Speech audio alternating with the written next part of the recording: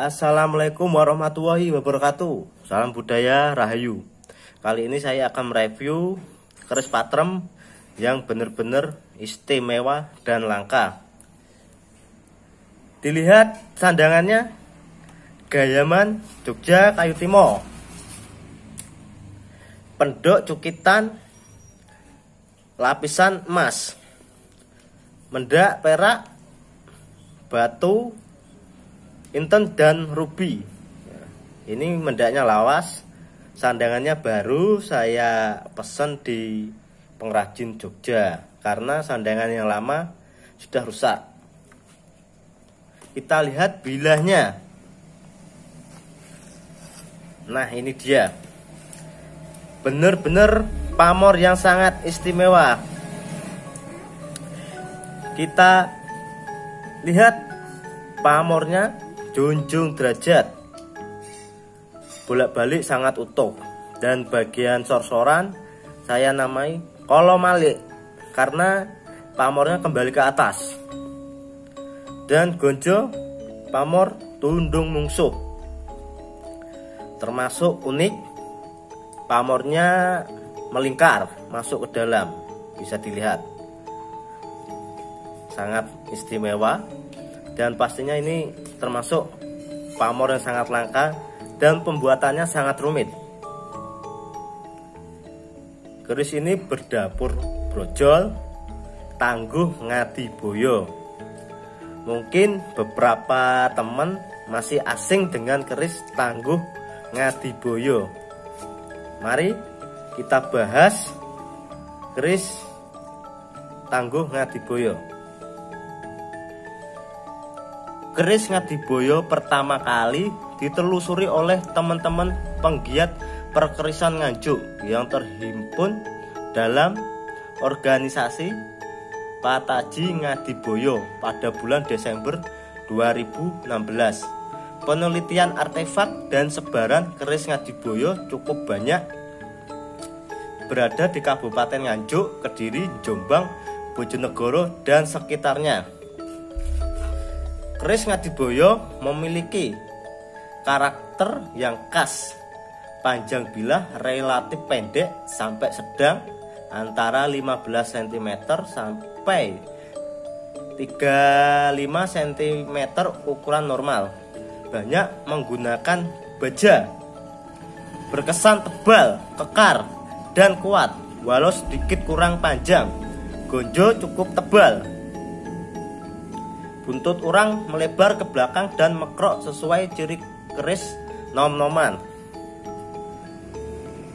Gonjonya bagian belakang.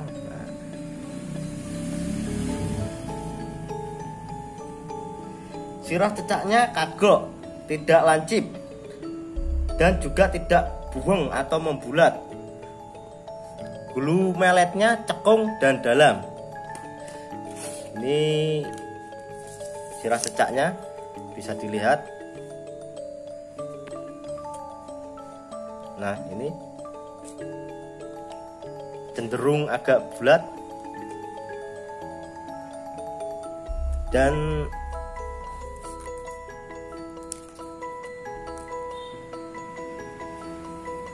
bulu meletnya agak masuk ke dalam.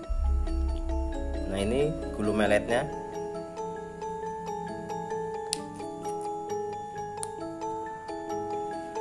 Wasuhan besi agak mentah, berwarna keabu-abuan dengan pamor bervariasi.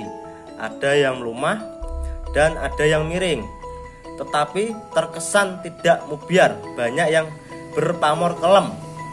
Besi dibuat khusus, besar dan panjang, berbentuk gilik atau silinder. Besarnya hampir seujung jari kelingking pria, itu yang biasanya ukuran normal. Kita lihat peksinya. Nah, ini dia peksinya, ada ciri khas geretan kuku sang empu atau geretan. Biasanya ada yang juga tapak jalak melintang di sini, dan kadang di sini ada geretan satu, ada yang dua, ada yang tiga. Jadi ciri khasnya ngadiboyo itu di ujung peksi ada geretan. Keris Ngadiboyo, nama empunya adalah Empu Moyogati. Beliau adalah seorang empu pinunjul yang mengabdi menjadi laskar Pangeran Diponegoro saat berkobar Perang Jawa 1825 sampai 1830 Masehi. Konon sang empu juga bersahabat dengan Empu Mageti. Pada saat Pangeran Diponegoro ditangkap kompeni, Empu Moyogati melarikan diri ke arah timur bersama 3 orang empu lainnya bernama Empu Setejo, Gunung Punjul Nganjuk, Empu Sembung Brebek Nganjuk, dan Empu Janas Karangsono Nganjuk. Dari keempat sekawan empu tersebut, yang paling produktif membuat pusaka adalah Empu Moyogati. Beliau pernah tinggal atau madepok di Desa Ngadiboyo, Rejoso Nganjuk, membuat rumah dan besalen atau tempat membuat keris dan menempa keris, sehingga area itu disebut Dusun Depok. Di samping besalen juga terdapat sumur gede untuk menyepuh pusaka yang dibuat Empu Moyogati. Jadi sumur gede sampai sekarang masih ada dan masih bisa dijumpai. Pamor junjung derajat secara harafiah berarti mengangkat derajat kemuliaan. Sesuai dengan namanya, sebagian besar pecinta keris percaya bahwa pamor junjung derajat memiliki tuah yang dapat membantu karir pemiliknya dan menaikkan derajatnya menjadi orang besar atau sukses. Namun bagaimanapun tuah atau angsar sebelah keris dan pamornya hanyalah sekedar perantara. Pamor tundung mungsuh. Gonjo dengan pamor seperti ini jarang sekali terdapat dan biasanya hanya pada keris-keris tertentu atau keris-keris bagus. Dilihat dari susunan besi dan bahan pamornya, maka pamor ini mirip dengan pamor junjung derajat atau ujung gunung pada bilah keris dengan posisi yang melintang. Tuahnya menolak mara bahaya dan membuat lawan takut. Jadi tundung mungsuh ciri khasnya ada di gonjo, dia melintang ke samping.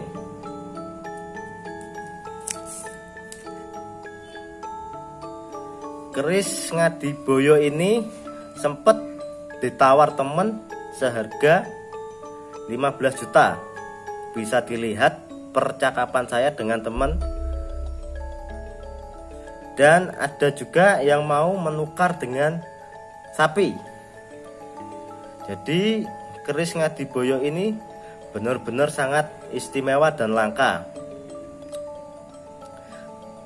Karena keris ini zaman dulu hanya dipegang oleh pangeran-pangeran kerajaan dan putri kerajaan.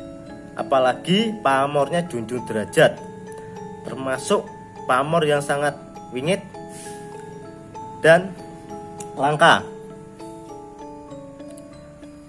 Entah kapan lagi saya bisa mendapat pamor yang benar-benar bagus seperti ini, termasuk limited edition. Dan ada cerita lagi yang menarik sebelum saya mendapatkan ini. Konon katanya atau